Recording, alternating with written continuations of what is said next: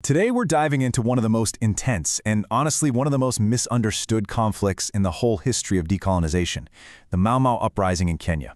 But we're not going to look at it as just some simple, savage rebellion. No, we're going to see it from the African perspective, as a desperate, complex, and incredibly bloody war for land. To really get Mau Mau, we have to ask ourselves this one big question. I mean, revolutions don't just pop up out of thin air, right? They're almost always the final, explosive answer to decades and decades of pressure. And in Kenya, that pressure was all about one thing: land. So let's start with the European settler point of view for a second. By the 1940s, they saw the growing African population on their farms as, and this is a quote, a real menace to the integrity and security of the White Highlands. You can feel the fear there, right? A real sense that they were losing control, that their entire way of life was about to go under.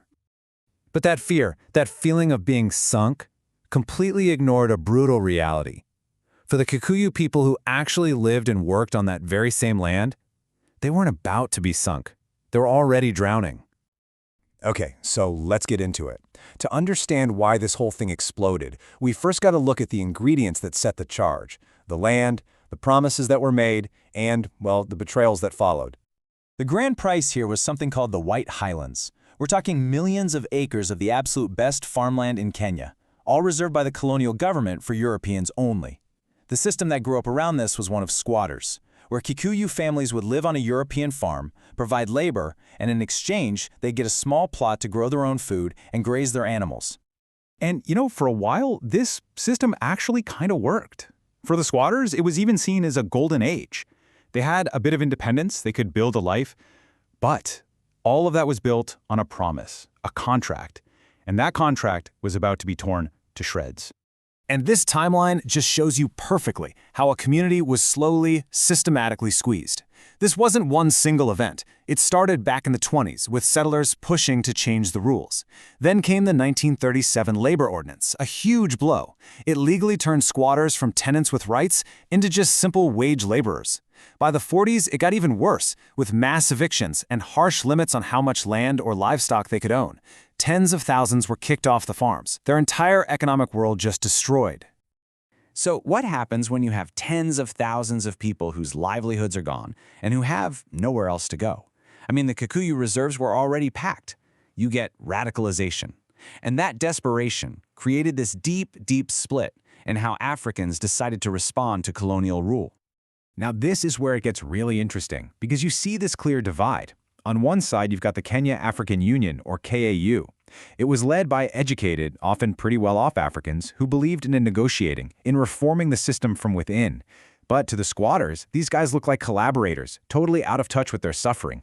And on the other side, you have this militant grassroots movement bubbling up from the landless and the urban poor. They were done talking. They believed reform was a dead end.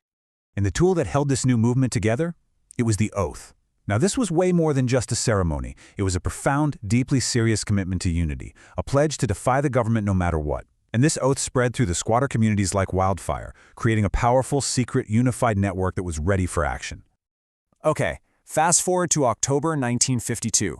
The British, trying to crush this growing movement, declare a state of emergency and arrest 100 or so nationalist leaders.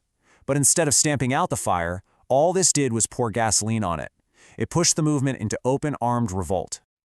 The war that followed was incredibly complex. In the forests, you had the Mau Mau freedom fighters. They were up against the full might of the British Army and the colonial police. But, and this is so crucial to understand, they were also fighting the Kikuyu Home Guard. This was a loyalist militia, armed and backed by the British. It turned the whole thing into a brutal civil war, pitting Kikuyu against Kikuyu, sometimes brother against brother. But even with those overwhelming odds, their motivation was just crystal clear. As one fighter put it, the goal was simple and it was powerful. They just wanted their land and their freedom back. That single-minded conviction is what fueled their incredible resilience. And this is where the story takes a really fascinating twist. Because after years of absolutely brutal fighting, the forest fighters were militarily defeated. But the sheer cost and scale of the rebellion and the horrific tactics used to crush it made one thing perfectly clear to Britain: the old way of doing things, of having a colony dominated by settlers, that was over. It was finished. So the British came up with a new strategy. You could call it controlled decolonization. Step 1, crush the radicals, the fighters in the forest. Step 2, elevate the moderates from the KAU, guys like Jomo Kenyatta, who they could see as a responsible negotiating partner. The whole point was to transfer political power while keeping the economic system pretty much the same and protecting settler interests. This wasn't a revolution, it was a carefully managed handover.